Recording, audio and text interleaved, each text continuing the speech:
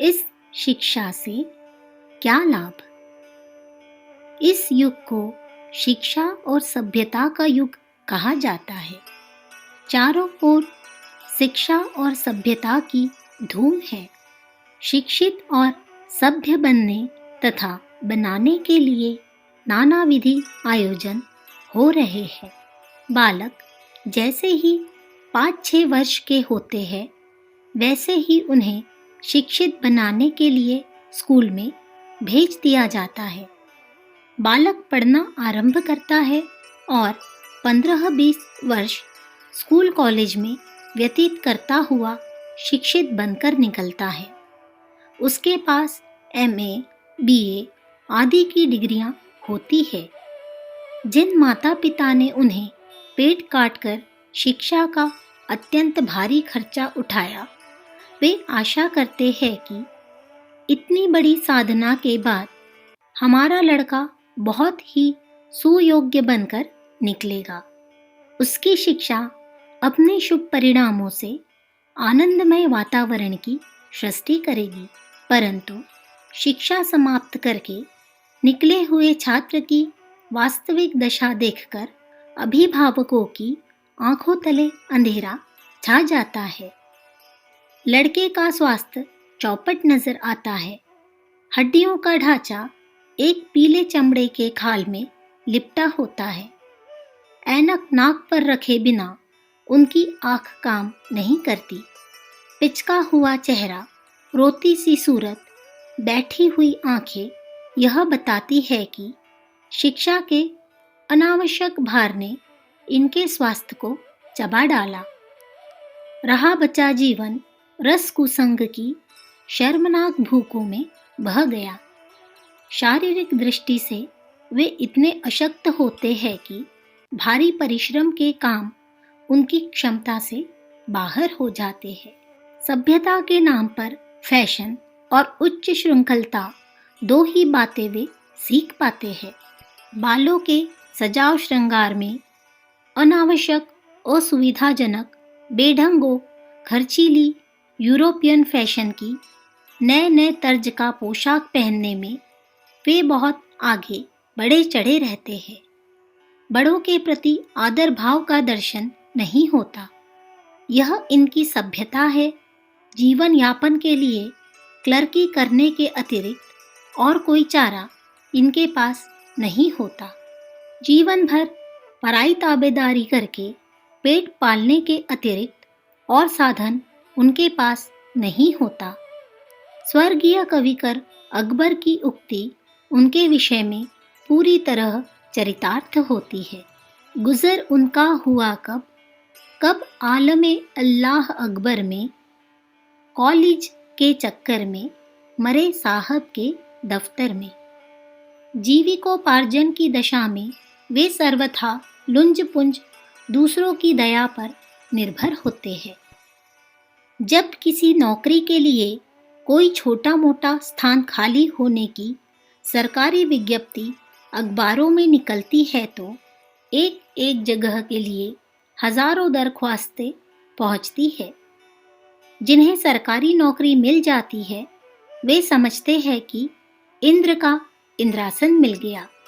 यदि वहां बुरी से बुरी परिस्थिति में रहना पड़े, दिन रात अपमानित होना पड़े एवं आत्महनन करके अनुचित काम भी करना पड़े, तो भी इसे छोड़ने का साहस नहीं कर पाते, क्योंकि वे जानते हैं कि जितने पैसे यहाँ मिलते हैं, अपनी हीन योग्यता और हीन अनुभव के आधार पर उतना भी कमाना उनके लिए कठिन है। लॉर्ड मैकॉले की निश्चित योजना के अनुसार वर्तमान अंग्रेजी शिक्षा पद्धति केवल अंग्रेजों के लिए ही उपयोगी है।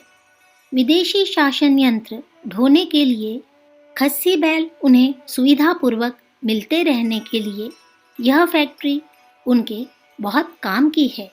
परंतु भारतीय दृष्टिकोण से विचार करने पर वर्तमान शिक्षा पद्धति व्यर्थ ही नहीं, हानिकारक भी है।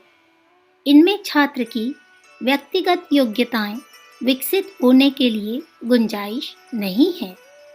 अनुपयोगी अनावश्यक जीवन में कुछ काम न आने वाली बातें रटते रटते लड़कों का दिमाग चट जाता है, स्वास्थ्य नष्ट हो जाता है, जीवन का सबसे कीमती भाग नष्ट हो जाता है। बदले में एक सनद का कागज मिलता है जिसे दिखाकर किसी किसी को कहीं मोस्ट ओबीडियंट सर्वेंट कहने का सौभाग्य प्रदान करने वाली नौकरी मिल जाती है। जिन्हें वह भी नहीं मिलती, वे फटेहाल बाबू इधर से उधर जूतियां चटकाते फिरते हैं और उस सनद की निरर्थकता पर भारी पश्चाताप प्रकट करते हैं। हाथ से काम करना अपमानजनक अनुभव होता है। बाबूजी के लिए अपना सूटकेस लेकर आधे मील चलना अपमानजनक है। घर के कामकाज करते हुए परिश्रम पड़ने वाले कर्मों में हाथ डालते हुए उन्हें ऐसी लज्जा लगती है मानो कोई भयंकर पाप कर रहे हो।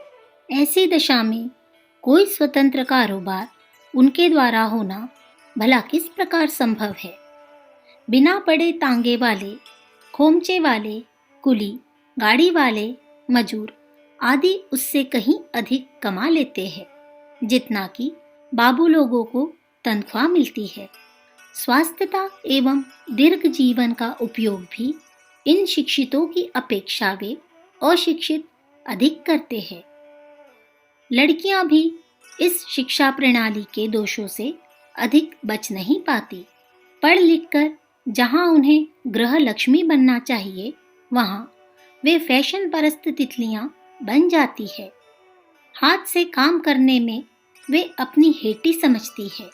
उच्च श्रृंखलता, तुनक मिजाजी, अवज्ञा एवं विलासिता के कुसंस्कार उन्हें भी सफल गृहस्थ जीवन के सुसंचालन में अयोग्य बना देते हैं। यूरोप में भी दुखदायी वातावरण वहां के गृहस्थ जीवनों को नरक बनाए हुए है। उसकी छाया इन्हीं अंशों में इस शिक्षा पद्धति द्वारा भारतीय गृहस्थों में भी जा पहुंचती है। माता पिता अपने बालकों को इसीलिए पढ़ाते हैं कि पढ़ लिख कर अधिक सुयोग्य बने, परंतु जिस शिक्षा के द्वारा सुयोग्यताओं का लोप होकर अयोग्यताएं उपलब्ध होती है, उसके लिए अभिभावकों का पैसा और बालकों का समय बर्बाद होने से क्या लाभ।